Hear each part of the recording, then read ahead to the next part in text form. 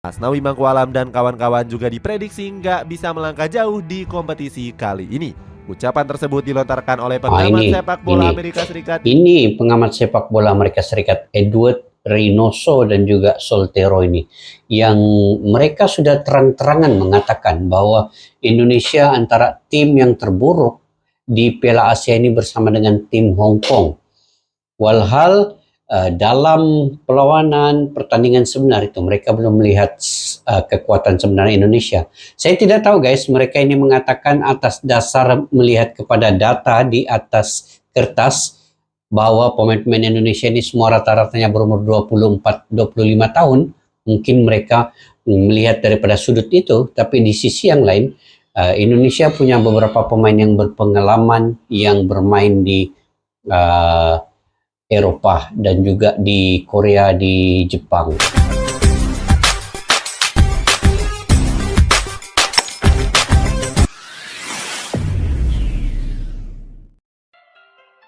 Assalamualaikum dan salam persaudaraan, salam sepak bola Piala Asia 2024 guys. Apa kabar? Selamat bertemu kembali di channel Askalani Studio. Oke. Sebelum ini saya sudah mereaksi terkait dengan kemenangan Indonesia atas Vietnam. Kemudian saya sudah mereaksi pemain yang saya anggap sebagai man of the match, yaitu Marcelino Ferdinand.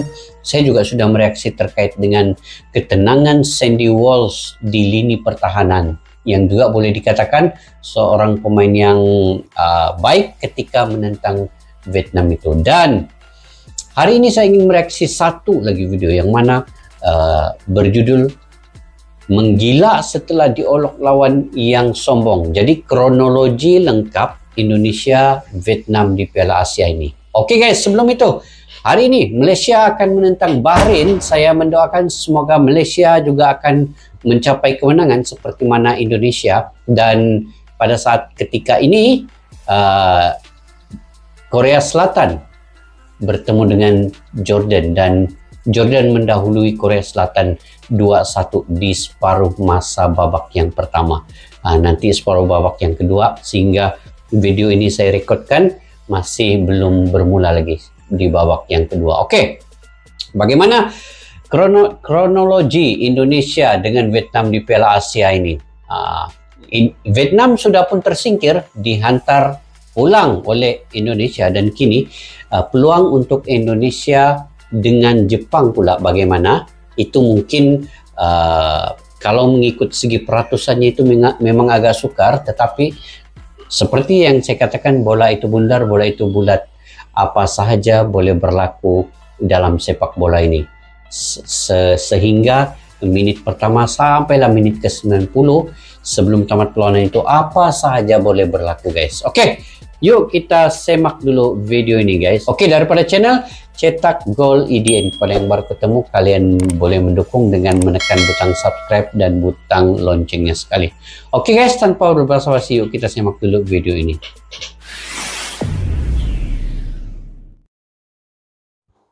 Tim nasional Indonesia membuat kejutan dengan meraih kemenangan atas Vietnam.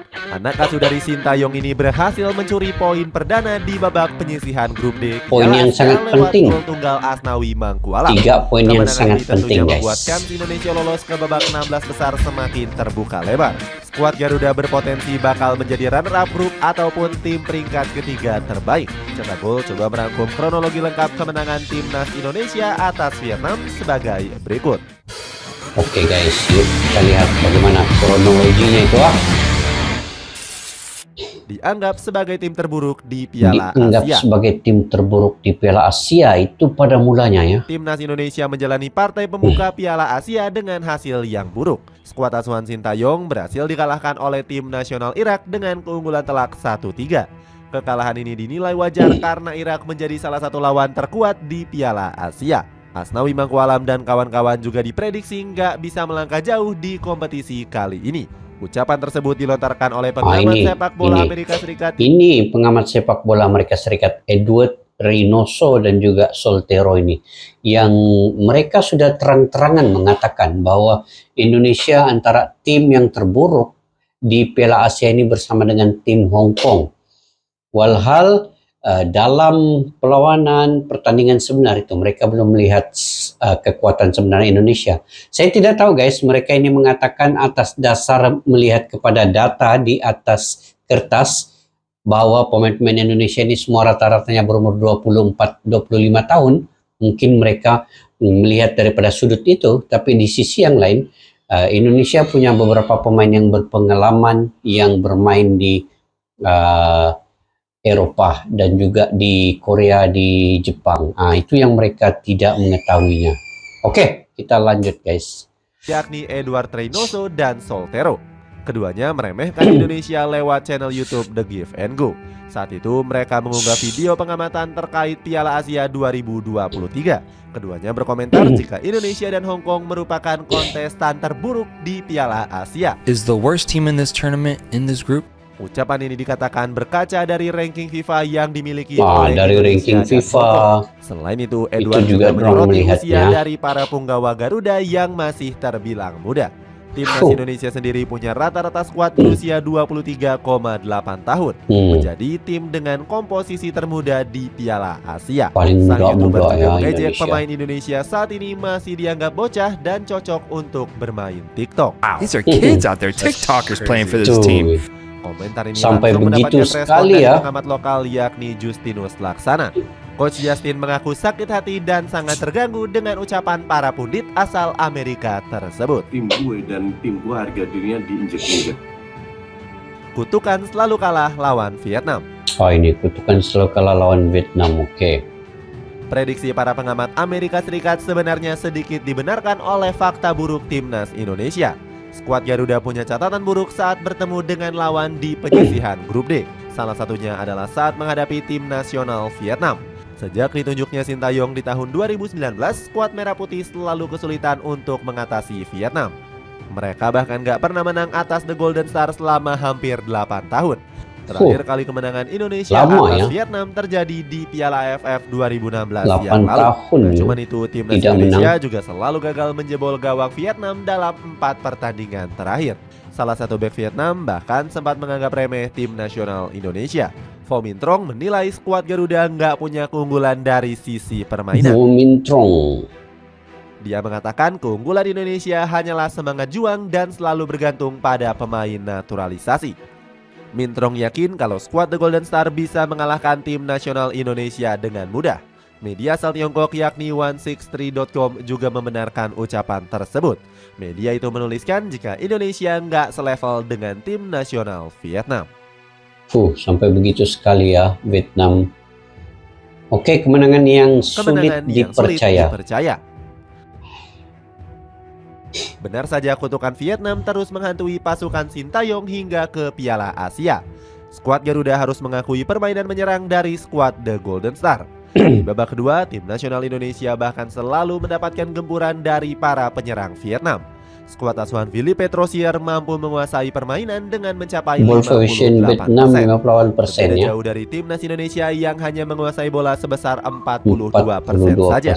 Namun skuad Garuda memainkan pressing cukup tinggi untuk meredam tekanan Vietnam. Gak cuma itu, para punggawa Merah Putih juga bermain cukup disiplin. Skuad Garuda bahkan sempat unggul permainan atas Vietnam di babak pertama.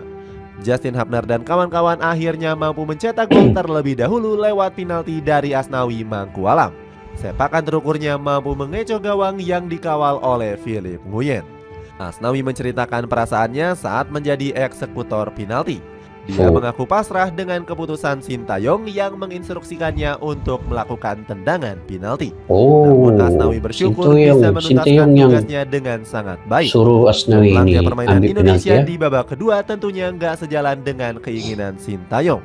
Mantan pelatih Korea Selatan itu menjanjikan skuad Garuda akan bermain lebih baik lagi. Kemenangan atas Vietnam membuat timnas Indonesia punya peluang untuk lolos ke babak 16 besar. Skuad Garuda saat ini menempati peringkat ketiga grup D dengan memperoleh 3 angka. Para pemain Jepang langsung mewaspadai Indonesia yang bisa tampil secara mengejutkan. Jepang sudah simpan mata-mata melihat aksi-aksi pemain Indonesia ini. Mental gila Asnawi Mangkualam Bahar. Mental gila Asnawi Mangkualam Bahar. Asnawi Mangkualam menjadi salah satu pemain yang layak untuk diapresiasi di pertandingan tadi malam. Kapten tim nasional Indonesia ini punya mental yang luar biasa untuk bisa membawa timnas Indonesia meraih 3 angka. Padahal Asnawi sempat dihujat karena performa buruknya di laga kontra Irak. Dia dianggap menjadi titik terlemah pertahanan tim nasional Indonesia. Wingback kelahiran Makassar itu menjadi pemain dengan rating paling rendah yakni 5,7 menurut SofaScore. Alasannya sisi kanan skuad Garuda kerap dieksploitasi oleh para penyerang Irak. Secara statistik, Asnawi juga bermain buruk dengan 13 kali kehilangan bola. Pemain berusia 24 tahun itu bahkan hanya bisa memenangkan 1 duel saja. Banyak netizen yang meminta Sintayong untuk mencadangkan Asnawi saat bertemu dengan Vietnam. Mereka menilai Sandy Walsh lebih layak untuk menjadi pilar utama di posisi bek kanan. Namun Coach Sintayong gak menggubris permintaan dari netizen. Mantan pelatih Korea Selatan itu tetap menurunkan Asnawi sebagai starternya.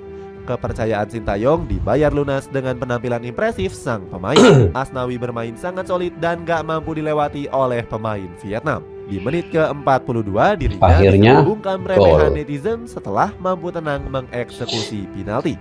Sintayong cukup percaya dengan mental baja yang dimiliki oleh sang pemain. Artinya Asnawi Mangkualam dengan tenang mampu menceploskan penalti ke gawang Philip Nguyen. Sang pemain tetap tampil luar biasa walaupun sedang dalam kondisi yang kurang fit. Sebagai informasi, Asnawi sendiri baru pulih dari cedera otot jelang dimulainya gelaran Piala Asia 2023. Misi menyingkirkan. Tapi pemain-pemain Indonesia ini guys, sebenarnya mereka memang telah dididik ya oleh Sintayong daripada segi mental itu. Mental itu telah diberi kepada semua pemain ini, motivasi bagaimana cara menjaga emosi supaya apabila ada pemain lawan mengasari mereka membuat kekasaran. Tetapi pemain-pemain Indonesia kini boleh mengawal ketenangan itu, emosi itu dikawal dengan baik. Kalau dulu lah tahun-tahun 90-an begitu, kalau sedikit saja diganggu emosi itu terus macam mau begaduh, berantem. Tapi sekarang ini baguslah di bawah Sintayong ini kan. Walaupun mereka diterjah, dijatuh, di sliding macam mana pun, mereka coba menjaga lah attitude dan juga emosi, kawalan emosi itu penting ya, sebab di situ masih ada wasit. Sekarang ini pula masih ada sistem VAR pula, jadi di situ bisa juga untuk menjadi hukuman kepada pemain yang melanggar. Jadi kawalan emosi itu perlu pada saat ini. Kalau tidak rugi ya, tim akan kehilangan pemain sekiranya tidak dapat mengawal emosi dengan baik ya. Oke, kita lanjut guys. Misi menyingkirkan timnas Jepang. Ini dengan kemenangan heroik menghadapi Vietnam, skuad Garuda kini punya ambisi kalau dapat menyingkirkan Jepang guys, memang menghadapi laga penentuan menghadapi timnas Jepang. Skuad asuhan Sintayong harus mengincar kemenangan demi bisa merebut posisi runner-up grup. Dengan mengunci peringkat kedua, timnas Indonesia bisa lolos otomatis ke fase gugur. Pertandingan kontra Jepang dipastikan bakal menjadi laga hidup mati untuk skuad Garuda. Rasanya boleh menang ini Indonesia juga bakal lawan tampil Jepang. habis-habisan di partai terakhir. Kekalahan atas timnas Irak membuat Jepang masih belum memastikan tempat di fase gugur. Jepang pun kalah oleh Irak. Samurai Biru masih tertahan di peringkat kedua dengan raihan 3 poin. Alhasil Jepang diprediksi bakal membombardir pertahanan tim nasional Indonesia. Wataru Endo selaku kapten bertekad kuat untuk meraih 3 poin penuh saat menghadapi tim nasional Indonesia. Sementara itu Hajime Moriyasu sebagai pelatih kepala ingin Jepang tampil lebih baik di partai terakhir. Pelatih berumur 55 tahun ini mewaspadai potensi kejutan dari timnas Indonesia. Moriyasu menilai seluruh tim di grup B bisa mengejutkan skuad Samurai Biru. Tim nasional Indonesia bisa saja mengincar hasil imbang demi bisa menjadi peringkat ketiga terbaik. Walaupun dengan begitu, pasukan Sintayong harus bergantung dengan hasil peringkat ketiga terbaik di grup lain. Jika mampu lolos, Indonesia bakal mencetak sejarah. Ini menjadi yang pertama kalinya skuad Garuda lolos ke babak ini yang dinantikan sejarah baru. Ulasan kronologi lengkap kemenangan tim nasional Indonesia atas Vietnam. Bagaimana pendapatmu? Apakah skuad Garuda bisa mencetak sejarah baru dengan lolos ke babak 16 besar? Oke, kita Coba tulis ulas pendapatmu di kolom komentar di bawah ini.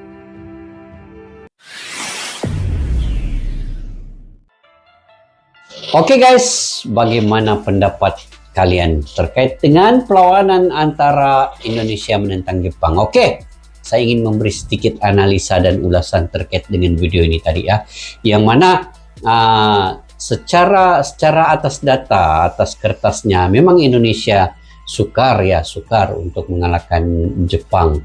Karena dari segi rankingnya pun Jepang nomor 1 ya, di Asia ini nomor 1, dan Indonesia di 145 ya, lebih kurang lah begitu. Kemudian dari segi pemain-pemain pula, kalau dianggap tadi oleh media daripada Amerika Syarikat ini bahwa pemain-pemain Indonesia itu rata-rata umurnya 24 tahun, itu tidak mungkin akan lolos itu kalau menurut media daripada Amerika Syarikat tadi. Tetapi mungkin ada keajaiban, mungkin ada keputusan yang luar biasa terjadi. Jepang yang diandalkan ataupun ditargetkan menjadi juara grup juga tersingkir kalah oleh Irak. Jadi tidak mustahil Indonesia juga bisa untuk membuat kejutan ke atas Jepang ini. Kita tahu Jepang memang di Asia ini kalau ditargetkan di Piala Dunia pun Jepang sampai ke peringkat yang baik ya, seperti Korea Selatan juga sampai ke peringkat 16 besar juga dalam Piala Dunia. Tetapi ini Piala Asia, mungkin Piala Asia ini mereka beranggapan mereka terlalu sambil lewat, sebab itu mereka dikalahkan oleh Irak. Jadi Jepang dan Korea menganggap bahwa Asia ini mereka bisa untuk mengalahkan siapa saja tim. Tetapi akhirnya Jepang kalah oleh Irak. Dan Korea Selatan sekarang ini Jordan mendahului 2-1 di babak yang pertama. Perlawanan masih berlangsung di babak yang kedua. Itu pun belum tentu lagi Korea Selatan menang. Jadi apa sahaja boleh berlaku. Dan kalau pemain-pemain Indonesia ini, kalau pemain-pemain Indonesia kekal fokus dan tetap bersemangat dan tidak memandang rendah kepada Jepang, bermain dengan penuh semangat, tidak takut, ada keberanian, kemudian ikut tactical Sinteyong, dan setiap pemain ini perlu ada man to man seperti bermain lawan Vietnam, itu cepat press kepada pemain-pemain Jepang nanti. Mungkin Indonesia akan membuat kejutannya, mungkin. Kalau penyudahan Indonesia juga bagus, di hasil akhir untuk cetakan golnya itu berhasil, maka akan berlaku kejutan yang luar biasa nanti. Kita lihat nanti bagaimana guys. Jadi yang pentingnya di lini belakang kekal fokus supaya tidak ada gol awal di menit yang pertama hingga menit ke-20. Itu perlu dikawal tanpa ada gol daripada Jepang. Kalau ada gol memang agak susah sedikit, tetapi kalau masih lagi keadaan sehingga menit ke-20 itu kosong, maka ada peluang untuk Indonesia memberi saingan kepada Jepang nanti. Oke, kekalkan Rizky Ridho, Sandy Walsh, Jordi Amat di bagian lini belakang itu. Kemudian di tengah kekalkan juga Marcelino Ferdinand, siapa lagi, Ivar Giner, Justin Hubner, perlu ada situ Yakub Sayuri untuk first 11, dan penyerang Rafael Strijk, kemudian mungkin dibantu oleh sama ada Witan Sulaiman ataupun Egy Maulana Fikri. Jadi yang pentingnya siapapun yang diletakkan untuk first 11 nanti, starting line up-nya itu semua kekal fokus dan bersemangat, dan kita sama-sama mendukung lah guys untuk Indonesia. Dan begitu juga dengan Malaysia akan bermain pada jam 22.30 malam ini. Kita mendoakan Malaysia dan Indonesia akan membuat kejutan yang luar biasa. Oke guys, bagaimana menurut kalian terkait dengan kalian boleh komentar di ruang kolom di bawah. Sampai kita berjumpa lagi. Assalamualaikum warahmatullahi wabarakatuh. Bye bye.